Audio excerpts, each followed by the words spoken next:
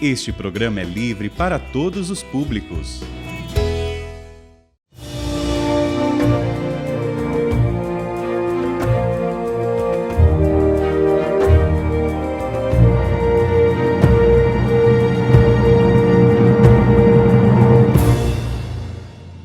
Olá, irmãos. Estamos aqui então para prosseguirmos o nosso estudo sobre a história da Igreja. Estamos vendo exatamente o período do século XIX, a primeira metade do século XIX. E na última vez nós falávamos muito sobre o pontificado do Papa Gregório XVI. O Papa Gregório XVI, que foi o último Papa a ser eleito ainda como padre. E agora ele queria colocar de novo as bases na ordem e da linha do antigo regime. E nós queremos hoje recuperar um pouco, ver a realidade da França. A França que viveu a experiência terrível da Revolução Francesa durante precisamente 25 anos, de 1789 até 1814, é o clima da Revolução Francesa. Durante esse tempo, quem emergiu foi Napoleão. E Napoleão se fez coroar imperador.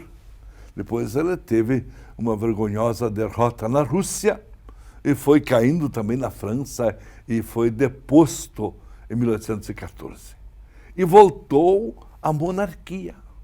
Voltou então Luís XVIII, que estava morando no exílio, na Inglaterra, e lá tinha tomado posse na morte do pai dele, e assim estava agora a França, novamente com a monarquia, mas vivendo as duas almas.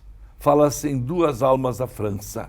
A alma católica, voltando assim ao seu regime de vida cristã, do rei cristianíssimo, mas ao mesmo tempo é uma França anticlerical, de clara oposição à Igreja.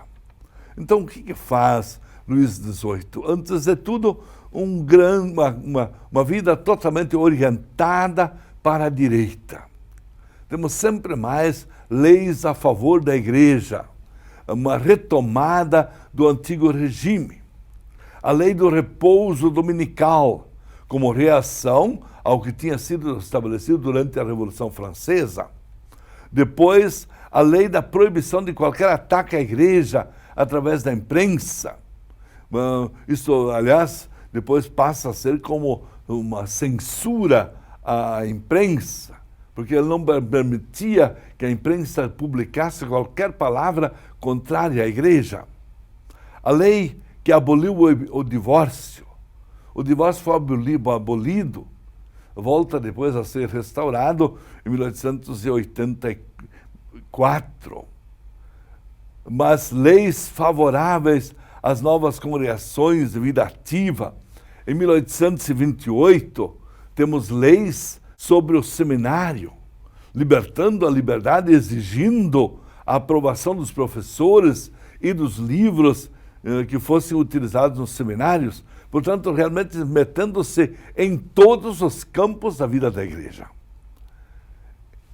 Religiosamente, há um redespertar de vocações, muitos novos institutos e um grande fenômeno de ars, uma progressiva renovação do episcopado em toda a França.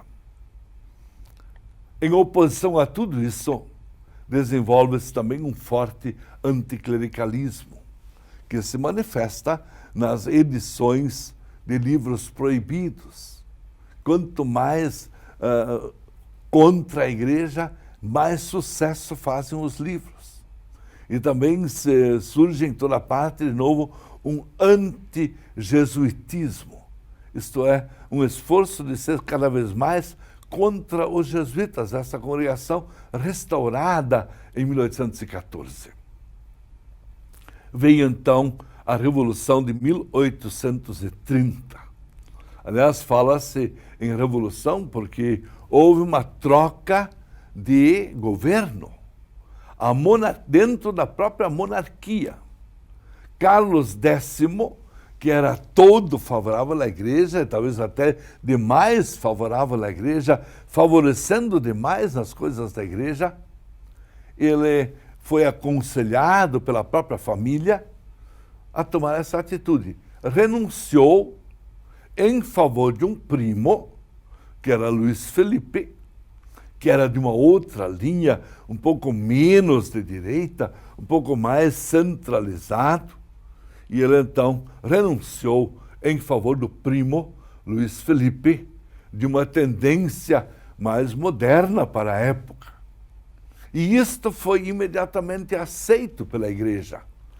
Pio VIII, que era o Papa da época, imediatamente trata o novo rei Luiz Felipe como o rei cristianíssimo. Reconhece ele como rei cristianíssimo. Segue, então, um tempo de florescimento religioso, também na França.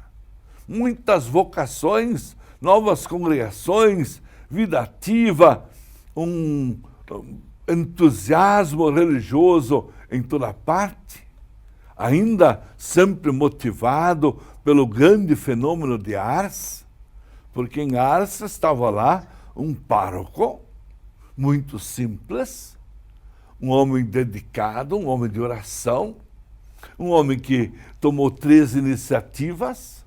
Primeiro, todas as manhãs, uma missa às 5:30 da manhã, para que todos os paroquianos, antes de ir para o trabalho, pudessem participar de uma missa.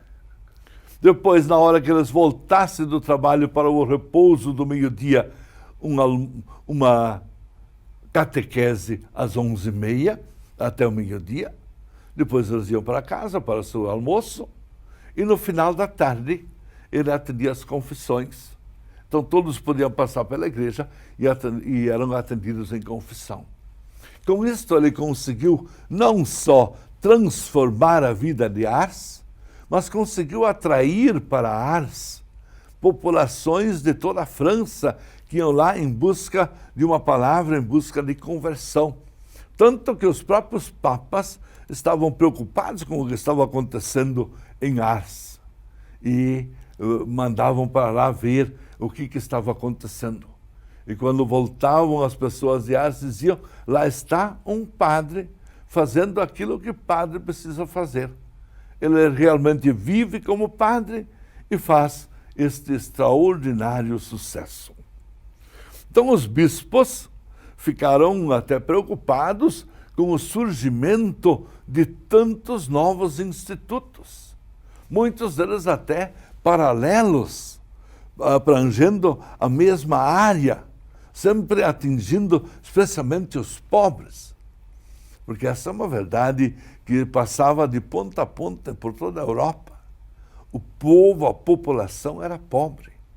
E a juventude era pobre. E as escolas passavam por grandes dificuldades. Hospitais quase não havia. Atendimento dentro dos hospitais era precário. Então surgem as novas formas de vida, irmãs, institutos de vida religiosa feminina, vida religiosa masculina, para suprir estas deficiências. Então nós vamos ter muitas obras novas, novos institutos, que vão se dedicar especialmente ao próximo, às pessoas que mais necessitam. Tanto isso é verdade que na própria Universidade de Paris surge um fenômeno novo, com a fundação da Conferência Vicentina.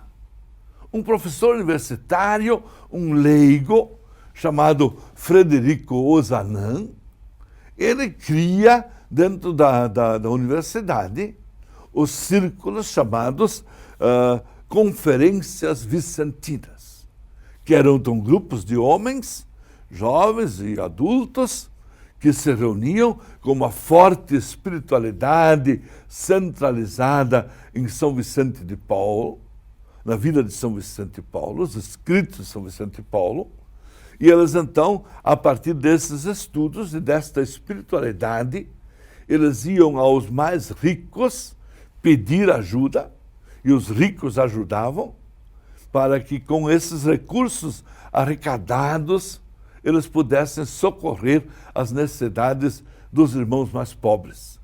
E havia um grande trabalho em favor da pobreza, especialmente das pessoas idosas, especialmente no interior, tanta gente abandonada, e os vicentinos então traziam eles de volta e davam a eles uma digna morada, moradia digna, um atendimento realmente fraterno e também recursos para poderem se hospitalizar e assim receber recuperação, saúde e bem-estar.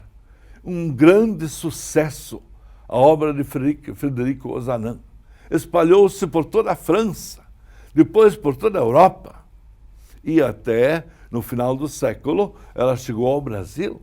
No Brasil também tínhamos a Conferência Vicentina, obra de Frederico Ozanam.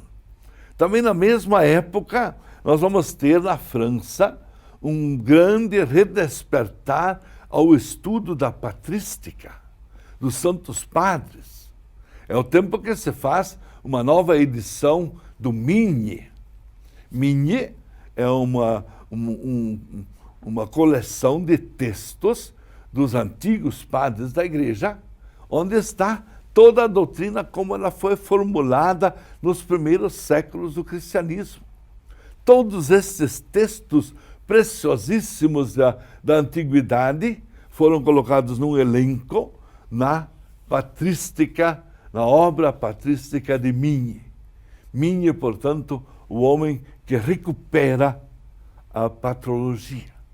Migne era um francês. Era dentro deste mesmo contexto de restauração da vida cristã em toda parte. Recebam todos, mais uma vez, a bênção de Deus Todo-Poderoso, Pai, Filho e Espírito Santo. Amém.